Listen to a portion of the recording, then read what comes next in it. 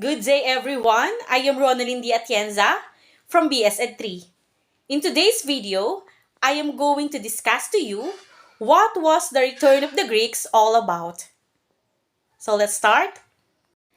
The Trojan War lasted for 10 years and claimed the lives of many heroes, both Greek and Trojan. An even-sided affair, in the end, the conflict was decided through a combination of ingenuity and a stroke of luck. Instead of believing their own priest, Laocoon, the Trojans chose to accept as true the testimony of a Greek traitor named Sinon. And this resulted in them mistaking Odysseus' shrewd stratagem, the Trojan horse, for a divine gift. The Trojan Wars spent the night celebrating and reveling, but most of them didn't live long enough to see the morning. At midnight, the strongest of the Greek heroes suddenly climbed out of the belly of the horse and attacked their disordered and inebriated enemies. During the sack of Troy, the Greeks killed every member of the Trojan royal family and took with them almost every Trojan princess. However, very few of them managed to return to Greece. Most of those who did met their ends in ways unfitting for legendary warriors. The Mighty Five: Menelaus, Agamemnon, Odysseus, Diomedes, and Neoptolemus. Menelaus was one who embarked on the journey first, but he reached Sparta much later than Agamemnon by that time, already killed by his wife. First, Menelaus' fleet was blown by strong winds, which sent by the vengeful Athena to Crete and then to Egypt. There, Menelaus and his few remaining companions spent the next 8 years, windbound and unable to return home. Advised by the nymph Eidothea, Menelaus eventually captured the shape-shifting sea god Proteus, who informed him both of the death of his brother and of the sacrifices he is entitled to make to be granted favorable winds from the gods. Accompanied by his wife Helen, Menelaus reached Sparta on the very day that Orestes killed Clytemnestra and Aegisthus. The two lived a quiet and happy life, and on their death, the lovers were supposedly both made immortal by Zeus.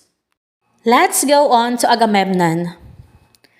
Joined by the Trojan princess Cassandra and probably guarded by Athena, enjoyed a prosperous journey back home. However, he didn't know that, in his absence, his wife Clytemnestra, angry at him for sacrificing their daughter Iphigenia, had taken his cousin Aegisthus as her lover. Neither could he have guessed that the day of his arrival would be the last day of his earthly existence. In actual fact, his murder had been prepared long before he came ashore and kissed the Greek land with otherworldly joy. 8 years would pass before Agamemnon's death is avenged by his son Orestes, an event which will pull at an end to the cycle of death and revenge for more than this family. It would take as much more than a single paragraph to list even a tenth of the things that Odysseus had to live through before finally arriving in Ithaca. For the purposes of this article, it's safe to say that not only he needed a decade to reach his home, but He also had to deal with the suitors of his wife Penelope once he reached there. It is difficult to say what happened next, since different authors tell different stories of Odysseus and Penelope's later years, ranging from a murder motivated by infidelity to a happily ever after marriage. Either way, there should be no doubt that Odysseus' glory years were those between the fall of Troy and his arrival in Ithaca. Whether in peace or infamy, he spent the rest of his life far from the eyes and ears of poets. Now let's go on to Diomedes, the son of Tydeus and Odysseus' most faithful companion, was one of the few Greek heroes who safely reached their homeland. He found out that his wife Aeglia had become the mistress of Cometes, Stenelo's son. Some say that she was tricked into cheating Diomedes by Nauplius, the father of Palamedes, whom Diomedes and Odysseus had treacherously killed some time before. However, it is far more probable that he was just being punished by Aphrodite for having wounded the goddess at Troy.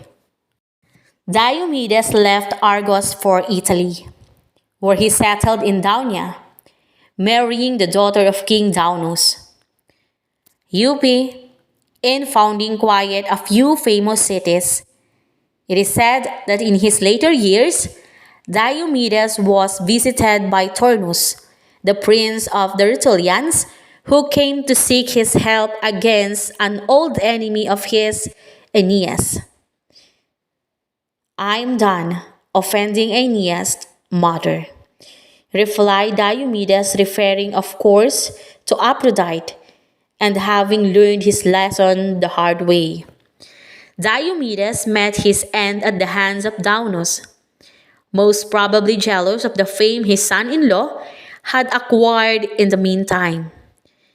It is entirely possible, however, that he was made immortal afterward, or at least that his followers were miraculously transformed into birds to lament his death for all time.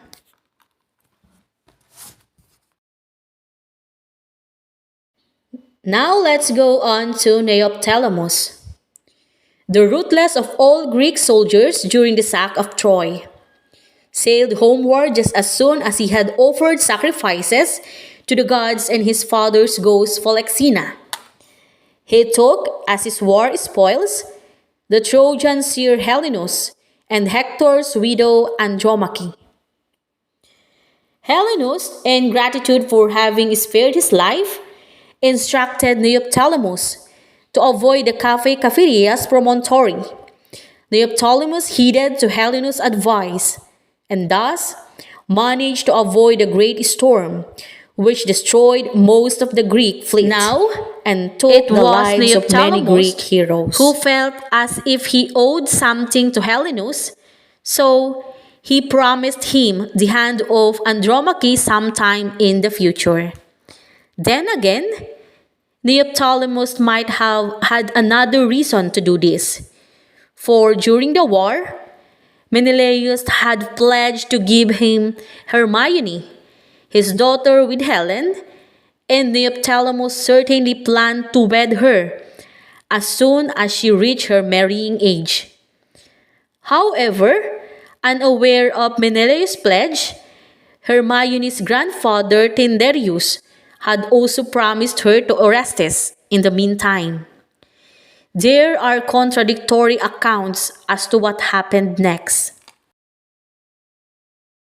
However, all of them end at Delphi, with Neoptolemus being killed because of some sacrilege.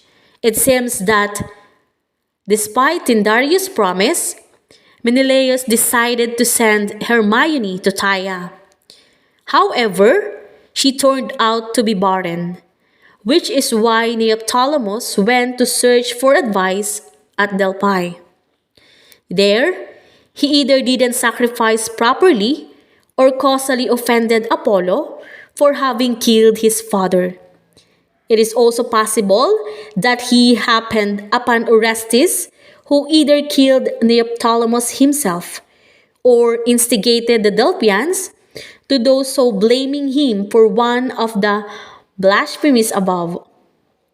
Be that as it may, he never returned to Tyre, and both of his wives remarried, Andromache to Helenus and Hermione to Orestes. And that would be all. Thank you.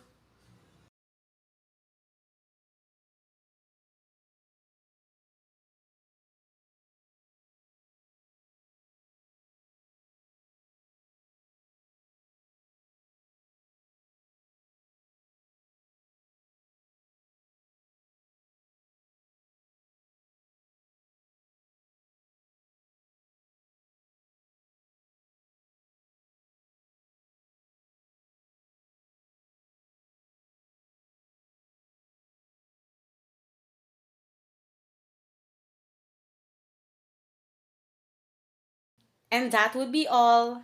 Thank you.